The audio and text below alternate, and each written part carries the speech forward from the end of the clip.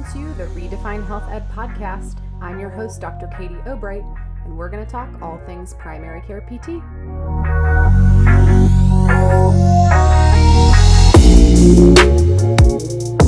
All right. Hello, everybody. This is episode 7 of the primary care series. And today I have Dr. Seth Peterson with us today, who is out in Arizona doing awesome things with his physical therapy practice, but also with teaching and education and just being a very productive and prolific thinker and writer and all things good stuff. So Seth, welcome to the podcast. Thank you so much for being here today.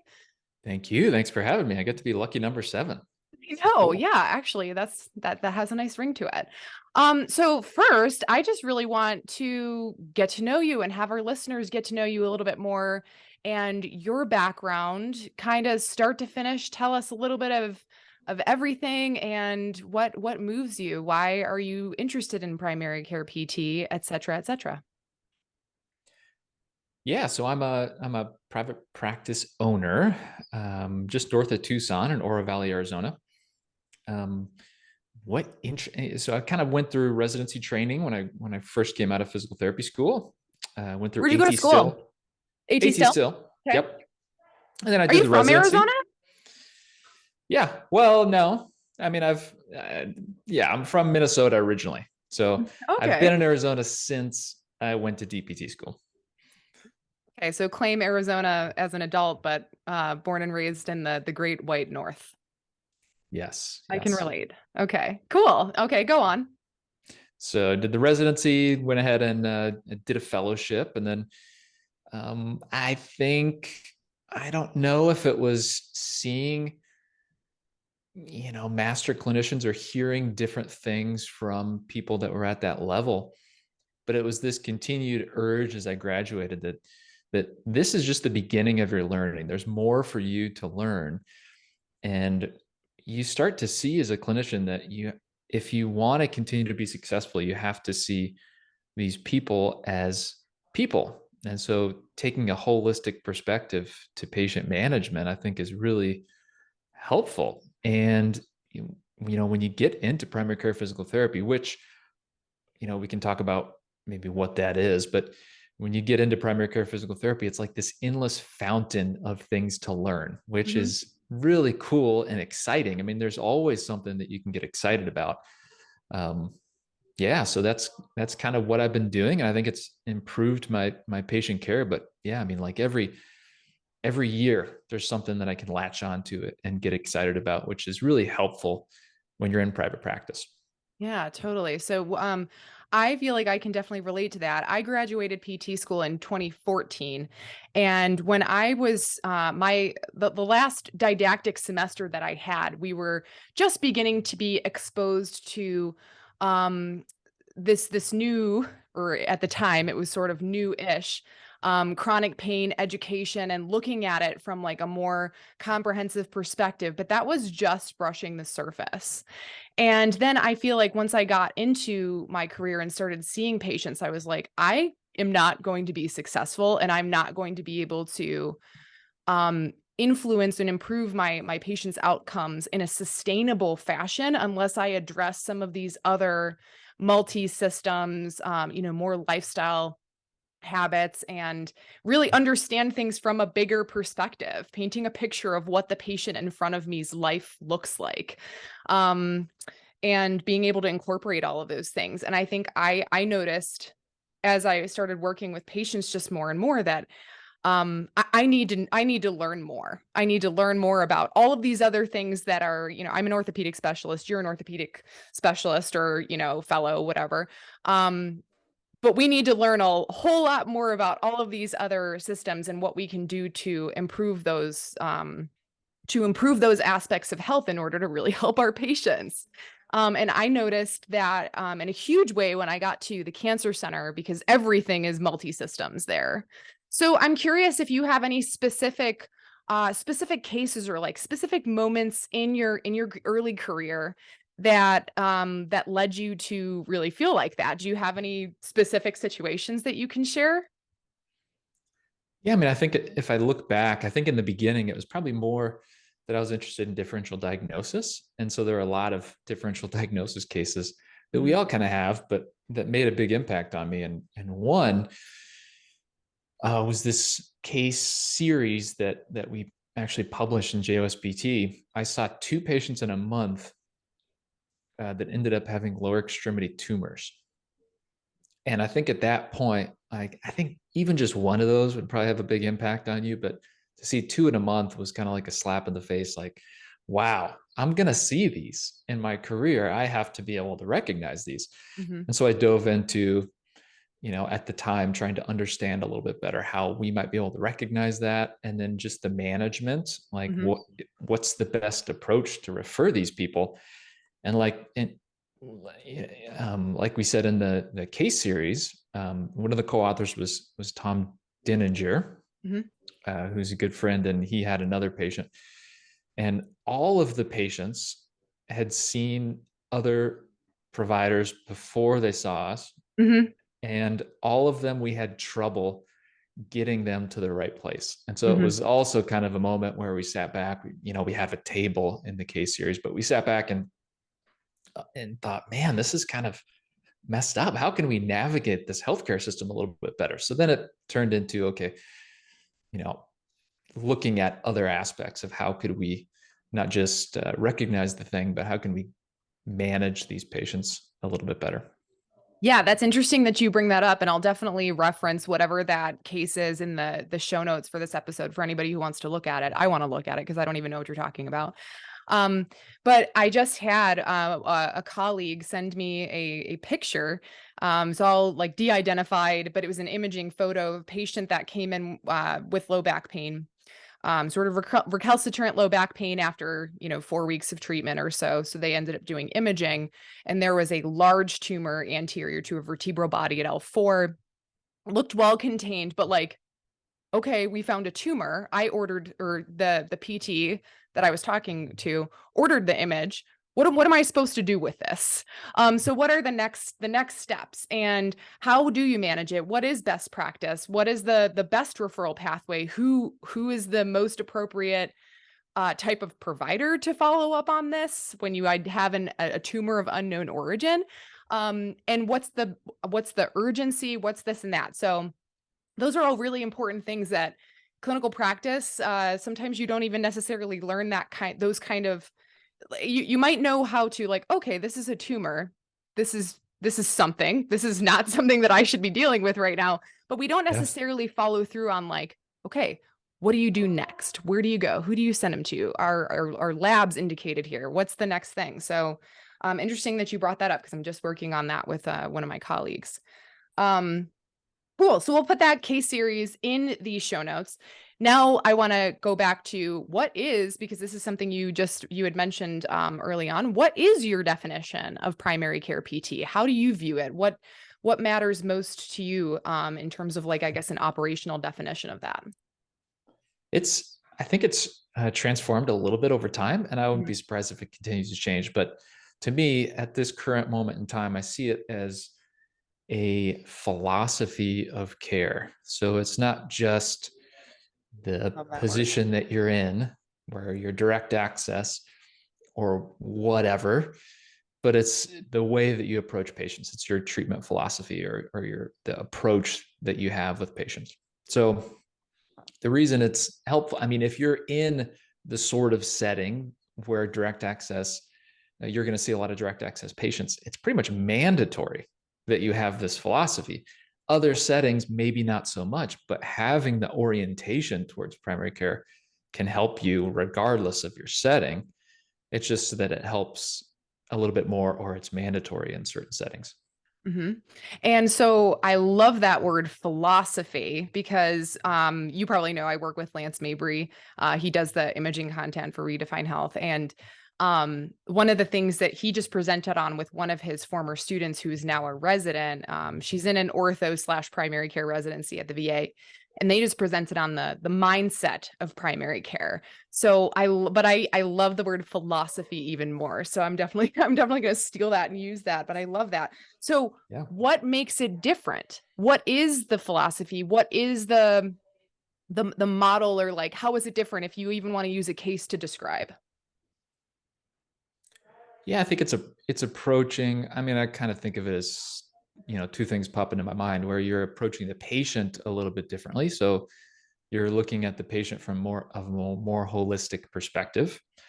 So like you just said, I'm in orthopedics. So I usually am treating the musculoskeletal system. And then sometimes you hear we treat the neuromusculoskeletal system. Well, that doesn't even cover all the systems that we can affect with our interventions. So, what about the endocrine system? How does that impact things? And how do we appreciate that? And so from the patient having a more holistic perspective, and then understanding maybe our place a little bit better in the healthcare system. So locally, I mean, I'm in a private practice. It's a little bit tougher than if you're in maybe a hospital system or, different systems that people are in. Military, I understand, is totally different. So you have to do a little bit more work if you're in private practice. You have to reach out, you have to hang out with people in different specialties, understand what they understand and what they Mhm. do, so that you can help send the people to the right place at the right time. So I think it's those two things. Mhm. I don't know, am I missing anything? No, I think, okay, so in these podcasts that I'm doing related to primary care, there are consistent themes, and then there are some things that are different. So the first thing that you mentioned was a holistic perspective of every patient that you see. So you're not just considering, you're ortho or, musculoskeletal expert for sure. So you might be seeing a higher volume of patients that approach you first time with, I have elbow pain, or I have back pain, or I have this and that. But the first time that you see them, you're not just considering that one component. Hey, let's just talk about your shoulder. You're doing a whole holistic interview so that you can really understand thoroughly that patient's medical history, and how, their other medical issues, and, maybe previous surgeries or previous just things that they have in their history might relate to their problem. Same thing with psychosocial, or socioeconomic, those social determinants of health, how all of those fit together with that patient's elbow pain. Is that kind of what is that a good reflection of what you're talking about with a holistic approach? I think so. And I mean, I want to speak to the fact that maybe a lot of clinicians that might listen to this would think of this as not realistic. And probably in a lot of practice settings, it's not on the first Mhm. day to do all that stuff. So Mhm. you do have to prioritize this. But, one of the benefits in physical therapy is we get to see these people multiple times a week, Mhm. oftentimes, or frequently, especially in the US. So we have the opportunity to dig into these things a little bit more over time. And maybe on Mhm. the first day, you focus on the musculoskeletal system, you take a look at their medical history and ask a few questions. But then later on, you might dive a little deeper into some other stuff. And Mhm. behavior change, for example, is really hard. Mhm. You're not going to make a change in day one in someone's behavior usually. So Mhm. Yep, totally. But that day one, or just kind of getting to know the patient day one, and then over time, gives you an understanding of, and the way that I describe this in some of my courses is you're doing a sort of a needs assessment on some of their lifestyle behaviors that may be contributing to their pain or disability problem, and then just related to their quality of life in general. And that is something that can take place over time. Cool. So the second thing that you brought into this was a multi-systems approach, which I really like. I really like that you are really considering some of the other systems outside of the neuromusculoskeletal system, because we are human beings that are all of our systems are well integrated. So why not look at it like that? So tell me a little bit, or maybe even describe a case, or a situation where you've had to look beyond the neuromusculoskeletal system in order to best help a patient that's in front of you. Well, so if, I think about my practice, maybe one example would be, let's say you have a patient that comes in who's a 50-year-old male and has just had a rotator cuff repair. And you notice that he also has diabetes or thyroid disease. Well, now you know he has a higher risk of potentially getting frozen shoulder. And so you have that in the back of your mind. Mhm. Maybe as you're talking with him and you get a sense of psychosocial stuff that might be going on. Maybe he's afraid to move his shoulder. So, in combination with the fact that maybe he's at a higher risk of frozen shoulder, you're going to have to address that fear that he has. Mhm. And then you might ask about, okay, well, what are you doing for physical activity? You know that people that are more physically active, especially when they have a big surgery, there's some research that suggests that it increases the chances of other systemic health issues that come up the following year after that surgery, probably because they're inactive. And rotator cuff repairs, that's going to be, 6 months before they can get back to like a throwing sport. Mhm. So, okay, here's a person that's going to be active. He's going to be in a sling probably for 6 weeks. So how can you get them active? Maybe they have some cardiovascular risk factors.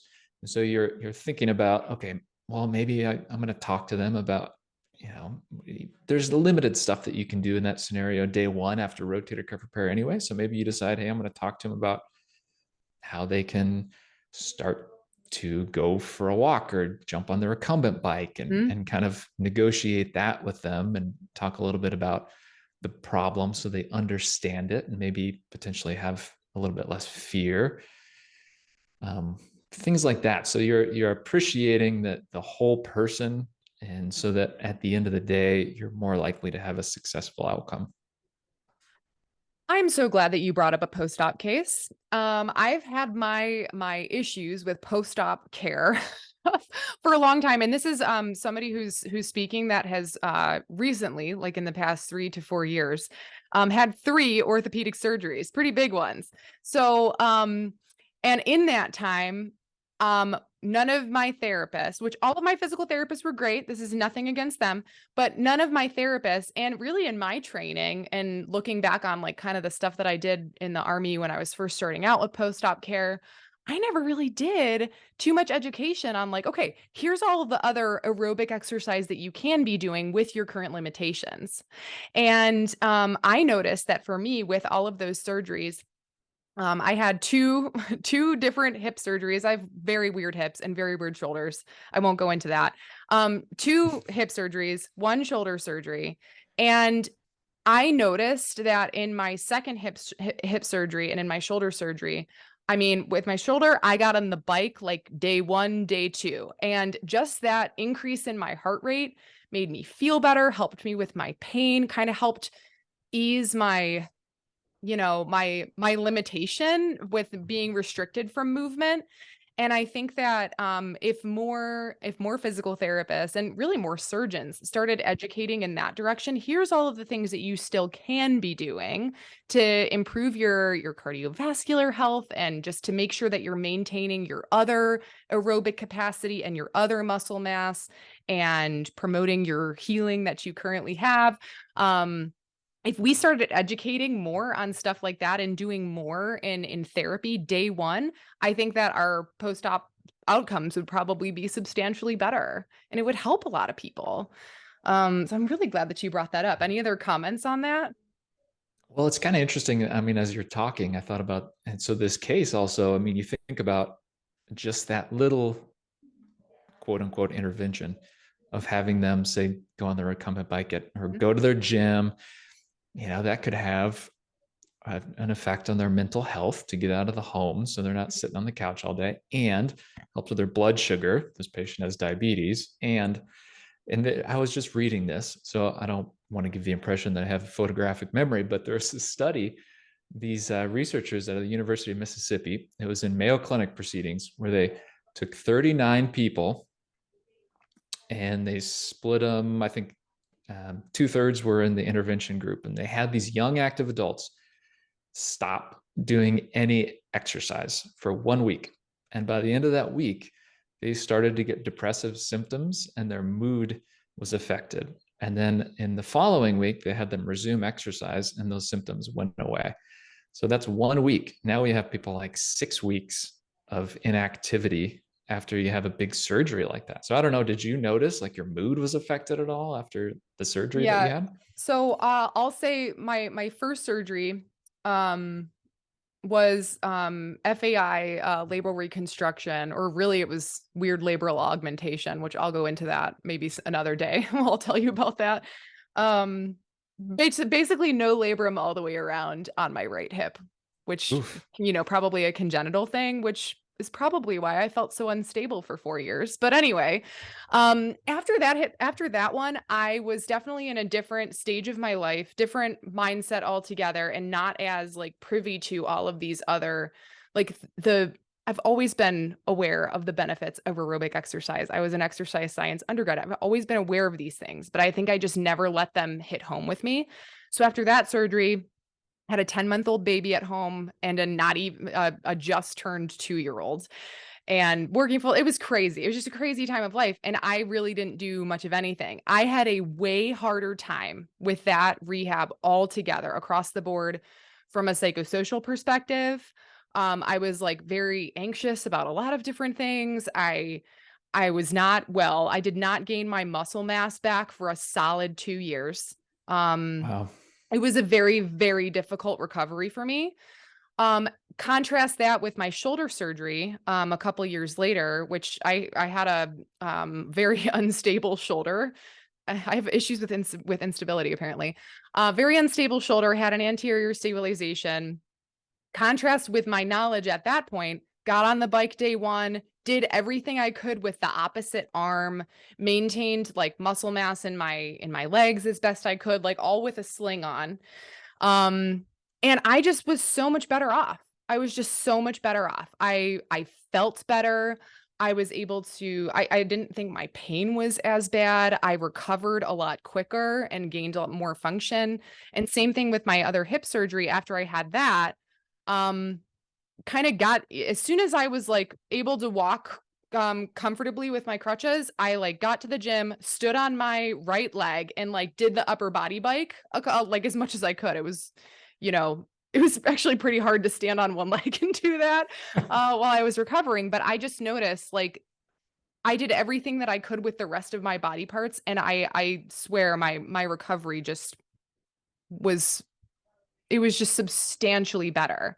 So Mm. I'm like, I had a patient in the fall who had an ankle dislocation from a recreational softball injury. And it's just thinking like post-op cases.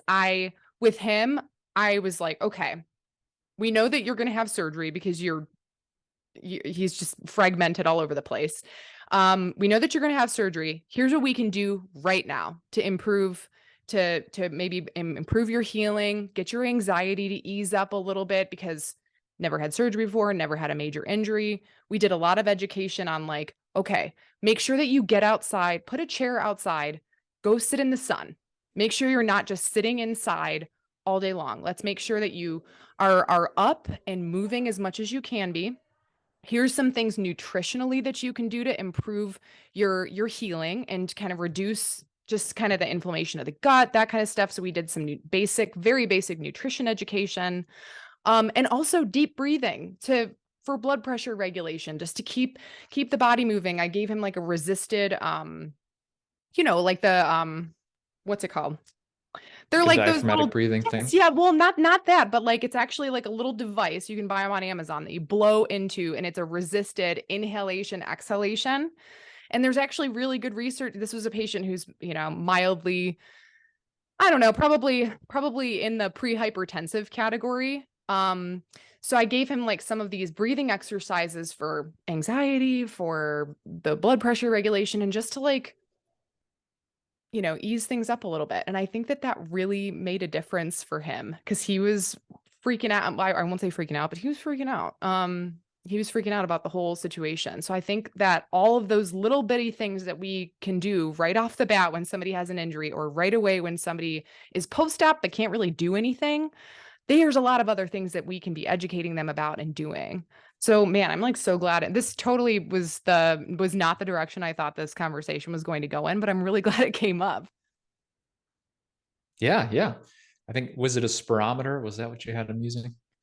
Anyways. No, it wasn't a like an incentive spirometer. It wasn't that. I'll maybe I'll put a link to it in the show notes.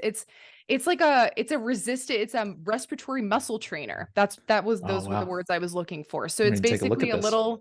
it's a little device that you hold in your mouth, and you can set the resistance to like inhale against resistance and exhale against resistance. And there actually is good research on, reducing acute anxiety and also having a blood pressure impact just from doing those breathing exercises alone.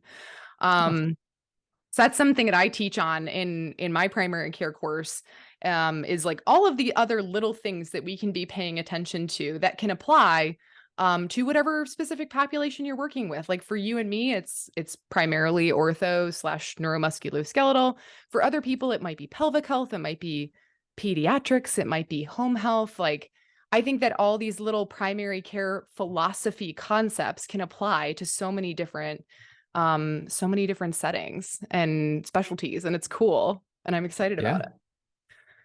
Um, so yeah, so I wanted to talk a little bit more because you have a podcast and you have a continuing education company of your own. So first of all, I want you to share a little bit about your podcast and your company, your primary care course, and then we'll talk about one very awesome podcast episode that you did that I want to dive a little deeper into. Cool. Yeah. So the continuing education company is called the Movement Brainery. I started it during COVID. I've Such a kind of good always name. wanted to start one, but started it during COVID. And we actually, our flagship course was the primary care physical therapy course. Love it. John Hike is a good friend, and he's been kind of in this space for a long time. And so we kind of got together and thought, all right, what are the bare essentials that we think people need to understand if they're going to manage these patients. And so we took kind of a systems-based approach to the course. So it's an 8-week online course. We run it 2 times a year. And yeah, I mean, it's been pretty good. I think the cohort size stays pretty manageable. But it's always fun. I think the discussions that we have, I mean, we've had like an ER PT in the group before. We've had people in all different settings. Last cohort, we actually had a professor who's taught differential diagnosis for decades in her university took our course. So that was a combination of intimidating and also just really fun, I think, Mm-hmm. having her expertise. So yeah, so that's it. And then the podcast that we did was a Masters in Motion, I think you're talking about, Mm-hmm. was a limited edition podcast. We did 1.5 seasons and we wrapped that up. I might do like a little episode here and there in the future, but they were very highly edited episodes, as you might talk about, but they're great. I mean, I love doing them. They just took a lot of time, but yeah, I mean, I think they're, in terms of quality, I think might be one of the best podcasts we have in PT, but you can only do so much of that. Yeah. Okay. Awesome all around. I think that is so cool. And I think the breadth or the variety of participants that you're describing taking your primary care course is so cool. And I know for me personally, I feel like just in teaching in general, not just continuing education, but like DPT students and other types of teaching, I always end up learning more from my students. You know, I present the content to them, but then the discussions and the feedback that I gain from the participants is oftentimes very inspiring to me, and makes me think outside of the box of which is always what I appreciate, and that's what every good educator should do. So that's really cool that you've had that experience, and I would be curious to know, like in the future, how that develops, because like I was saying before, I just think that this concept of primary care PT um, should be represented in any clinical specialty, because it's just the fundamentals. It's the fundamentals of good patient care, good patient assessment, and trying to capture, you might be an expert in whatever, or ortho, let's say, but just taking little pieces of cardiovascular and pulmonary competencies, taking little pieces of stuff you learned from neuro, and maybe you work with a patient who had a stroke who also is having knee pain, and you need to know a little bit about that and how the recovery goes. And um so I think it'll be really cool just to see how your course evolves over time, and the types of participants that you've had, because I've been very surprised about the participants who've been very interested, I was like, oh, I wouldn't have even thought that this would have made sense for you. And then the people who I'm like, this makes absolute sense for you, are like, I'm not interested, or it doesn't make any sense for me. So that's cool. So now going back to Masters in Motion, you made a comment on Twitter, which Seth is awesome on Twitter. That's kind of how I sort of came to know you and be interested in your brain and all of the good stuff that comes out of it. But on Twitter, there was something about Elizabeth Blackwell, which for those who don't know that are listening, Elizabeth Blackwell was the first female graduate of a medical school program in the United States. Am I getting that right? Yep. So basically, badass woman of like the late 1800s who pioneered and paved a path for all of us to be successful in healthcare practice, which is so cool. So in this episode that I'm referring to, it was actually the centennial episode on Mary McMillan. And this episode, Seth, was the most awesome, and you said highly edited. I couldn't even imagine the amount of time that you put into this episode. And I haven't even listened to all of your episodes. I listened to a couple of other ones here and there, but like the music, the sound effects, the like voiceovers, which I have no idea how you even did.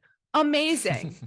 So, and I learned so much about Mary McMillan that I had no idea. Here's like this awesome, first PT of the United States who is also a war veteran / prisoner of war veteran.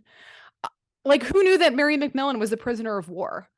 Yeah. I didn't. And the 3 years that she spent in a prison camp, basically, she spent like doing PT on people.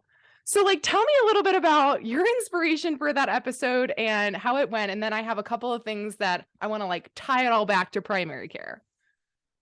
Yeah. Well, I got the book. That was probably the biggest inspiration, was the Mother of Physical Therapy. You can get it on Amazon. And it's other people wrote about her life, but using her journal. So she journaled throughout her entire career. And so then afterward, they went back and kind of compiled different things. And so she had really interesting stories. But yeah, I mean, I kind of dove a little bit deeper into the different people that were part of her life. And yeah, I mean, it was amazing. I mean, she was worked in the Surgeon General's office. As a young PT, she lectured to surgeons at Mayo Clinic. She traveled across the world opening physical therapy programs. And yeah, as you said, I mean, she was in World War One, and she got wrapped up in World War II and became a POW for 3 years, but started the APTA. She was the first president, obviously. So yeah, I mean, her life was amazing. I mean, just like Elizabeth Blackwell, she was a powerful figure. And yeah, I think we have a lot to be grateful for. Absolutely. These formidable women that I am just so grateful for. I mean, every time over the past couple of months, you know how like Facebook and they have their algorithms, like if you are interested in one thing and you click on one thing, you're going to keep seeing stuff like that. So I saw this one thing on, I can't even remember her name, which is terrible, but the first woman who was like, screw this, I'm running a marathon, because women were not allowed to register for marathons. And it was later than I had expected. Like I might have expected that in like the 50s, but not like the 60s and 70s. So it was like the first woman who ran a marathon. She just like said screw it and like started running. And I don't know, I'm just so very grateful and so very inspired for those women who've paved that path for me and future generations, because God knows I would not have survived in if I was born any earlier than I was. 1989 for anybody who's wondering. So in this episode, which I'll link to in the show notes as well, in this episode, there was an awesome, and I'm going to quote it. Let me pull it up really quick. There was an awesome quote about, so in February of 1918, this was talking about when Mary McMillan was at Walter Reed, just kind of figuring out how to be a reconstruction aide or how to like spread the service. In February of 1918, Mary wandered the halls handing out pamphlets like an encyclopedia salesman. Many physicians in the hospital were wary of Mary and what they considered to be physical therapy's intrusion into the medical profession. And I wrote, that resonated with me. I paused it, rewound it, listened to it again. That really resonated with me because I was like, huh, this is exactly the issue that a lot of PTs who are interested in integrating into primary care teams. So I'm talking specifically about there's a primary care clinic, taking a PT and actually like plopping them into that space to figure out what kind of, we don't have any space for you. What are you supposed to do? This is the issue that a lot of clinics face. And when you start to approach this concept with these primary care or family medicine clinics, they're like, well, we don't have space for PT, but you do. So because I just was like, oh my gosh, this is so representative of everybody who's like, well, PTs need a whole gym. They need all of this equipment and all this stuff, and we don't have space for you. But you do, because we don't need all of those things to practice in an integrated space. We can get very creative and we can work on sort of a consult type model. So I'm just curious to hear some of your feedback on that, if you have any. Yeah, I mean, doctors don't, for the most part, do physical examination anymore. I mean, physicians themselves have talked about this and kind of lamented the loss of the physical examination. But I think in physical therapy, although I think we need to be better at teaching it, I think we've held on to the physical examination and the skills that requires. So I think we have done a better job. Yeah, I mean, physicians back then, I have lots of thoughts about this, but they were kind of suspicious of physical therapists. If you can think about the culture at the time too, I mean, this was World War I, and we have injured soldiers, and here were women that did massages on the injured soldiers. And so some of the physicians were like, what is going on here? I don't like this. Mm-hmm. And so they thought there might be some untoward things going on. But then you can kind of see that it shifted from that concern to other concerns. And, I don't know. I mean, even today you get resistance, like you said, about lots of different things from physicians. And I look back at other professions like chiropractic who fought their battles with physicians, but in some ways they've kind of been maybe made progress in some ways a little bit faster than physical therapy did. Mm-hmm. And so I look back in history and I was like, in aligning ourselves with physicians the way that we did, where we were really dependent on referrals for the longest time, and have only just started to kind of step away from that, like out of the physician shadow. Mm-hmm. I think that kind of did slow us down in terms of the impact that we could potentially have had on society. We didn't really, it was actually in our code of ethics until, the mid 20th century that physical therapists could not open their own practices. So yeah, I mean, it's just been a long battle, I think, mm-hmm. with stepping out of the physician shadow. Mm-hmm. Interesting that you bring this up, because I agree with you. And then I feel like over the past 20 years, we've spent a lot of time and energy and effort on improving, direct access, advocacy, and we've gained that for the most part. Is it utilized? Not so much. At least not in a lot of the practices that I have been exposed to.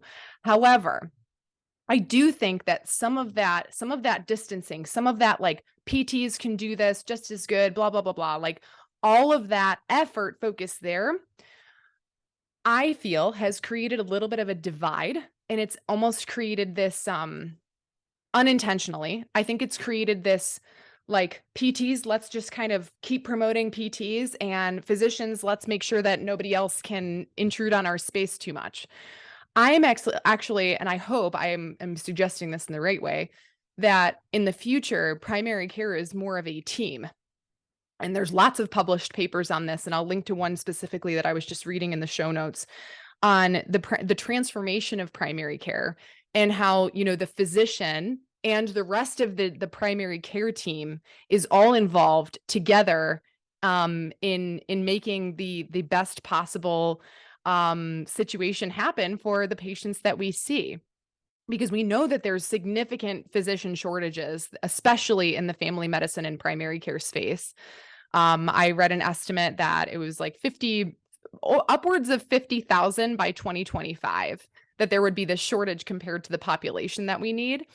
So this article that I was just talking about in physical therapy, or in primary care transformation, relies on a physician, but also relies on the rest of a team being integrated, where everybody's sort of mutually providing their part in the primary care space. So, and that includes, a physician, nursing staff, of course, the physical therapist to address, of course, like neuromusculoskeletal and functional needs, a behavioral health specialist, a dietitian, a clinical pharmacist, all working together to make sure that the best things happen for the patients that are in front of us.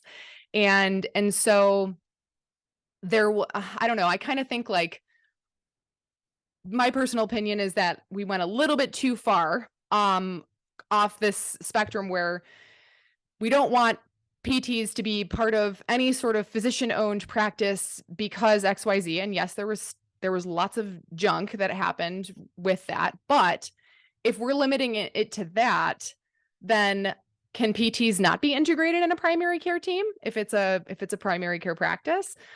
So anyway, there's so much to talk about and unpack there. But I don't know. What are your thoughts on that? Am I totally out of left field, or No, I mean, I think it's both, that we need to, like, on the local level. I think it really helps if you have personal relationships with doctors and they can see what we do. yeah. But I do think that history has shown it's probably a fool's errand to expect, like, associations like the, AMA or even state Yeah. associations to support physical therapists trying to expand their practices, because they really haven't ever. Mhm. And it's been Mhm. 100 years, and they haven't. Mhm. You brought up the physician shortage, which they like to talk about, but then here are other professions coming along, like nurse practitioners, and they've opposed them at every place they could. So if it was truly about trying to help patients, I think you would see them support people trying Mhm. to step in and help in those roles. Mhm. The associations, I think, are maybe see their role is to protect their scope of practice and things like Mhm. that. Mhm. But individual physicians, I think, is where we're going to make the headway. So Totally. relationships, things like that are where we need to focus. Totally. And I think from the individuals that I've spoken to, and from my personal experience working in integrated, co-located team-based practice, it's like, as soon as a physician knows who you are and knows what you do and your ability to communicate and your ability to help patients, they're on board. I've never come across a physician who I have worked with directly who's like, "Oh yeah, you shouldn't be seeing patients directly, and you shouldn't be doing this and that." They are excited about it, and they're happy to have the assistance. And I'm actually recording an episode with the physicians in primary care of the Samaritan Health Group, which was episode 6, where I'm recording that in March. So that'll be a really interesting episode, and it'll be awesome to gain their perspective on, hey, you have physical therapists in your primary care practice. What do you think about it? And I wrote about that last year with the Bell and Health Group. So cool. Finally, just wrapping up on that one podcast episode with Mary McMillan, there was one very cool comment, or very cool quote from Elizabeth Blackwell. She said, "It is not easy to be a pioneer, but oh, is it fascinating?" And I hope that is just like an encouragement to those who are interested in changing things up. And maybe you're a PT that works in a health system and you don't have PTs, co-located or integrated, or even a good communication system between PT and primary care, and you want to start one. Well, hey, there's a lot of people who are already doing this that can help move you in that direction. It's not easy, but it's worth it, and it will be worth it in the long run. So, um, Any comments on that? Yeah, I mean, it just comes down to like what gets you up in the morning. I mean, I think in PT, we need to get excited about things a little bit more. Mhm. So I would love to see PTs trying to change things in their local setting, get excited about some stuff. And so you can get up in the morning and get excited to go to work. Yeah. Things are always frustrating. You will always have frustrating things. And you know what? Sometimes the first time that you bring something new up, the immediate answer for a lot of people or administrators or managers or the powers that be, the initial answer is no, or not no, but hell no.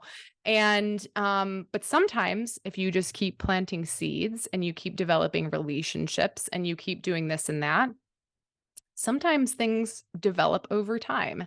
And that's all we can hope for, is over time that our profession will continue to evolve, outside of this isolated, like, you have shoulder pain, let's only focus on your shoulder pain, but into more of this primary care philosophy, as you so eloquently put it. Yeah. So in wrapping up, any last comments, anything, or how can people contact you? Anything you want to say about your next course that you're holding? The floor is yours. Yeah, right. So right now at the Movement Brainery, we're, this year maybe is a little bit of a downshift. We're kind of trying to uh, reorganize a few things, and then really, I'm actually building a building across the parking lot. So that's going to hold a few courses the year following. But so there's a lot going on. So we're going to downshift a little bit, but all our online courses will still be going on. The primary care physical therapy course, we're going to that's enrolling now. If anyone wants to sign up, Cool. we're And going to now, start just for April. anybody who is curious, is January of 2023. Today's January 25th. This will come out, probably the second week of February 2023. Just FYI. Yeah, that'll be great. We're starting in April, and then we're going to probably do another one in the fall. And we do a 6-month mentorship program. So that's mostly kind of orthopedic manual therapy. So anyone that's maybe looking at a residency program but thinks that might be a little bit too much, this is another option that's available to you. We have, our mentors are ridiculous. I don't know how I convinced these people to do it. I mean, I've got an amazing all-star team of mentors that are in this mentorship program. So that's going to still be going on. Yeah. And then if you want to get in touch with me, you can send an email to hello@themovementbrainery.com. And then, as you mentioned, I'm on Twitter and Instagram. Twitter's Dr. Seth PT, and Instagram's The Movement Brainery. Awesome. And I'll put all that stuff in the show notes for this episode. Seth, this was an awesome conversation. Thank you so much for being on the show. And good luck with all your upcoming changes with your PT practice and with the Movement Brainery. Thank you so much. Yeah, thanks for having me, Katie. Thanks for listening to the Redefine Health Ed podcast. Support our mission of getting more rehab professionals integrated into primary care by visiting redefinehealthed.com, subscribing to our email list, following us on social media at Redefine Health Ed, and taking one of our courses. All podcast listeners can save $50 on our Foundations for the Primary Care Therapist course or the Master Musculoskeletal Imaging certification by entering RHE Podcast, all lowercase, into the promo code section of the checkout page. Until the next episode, stay awesome, y'all.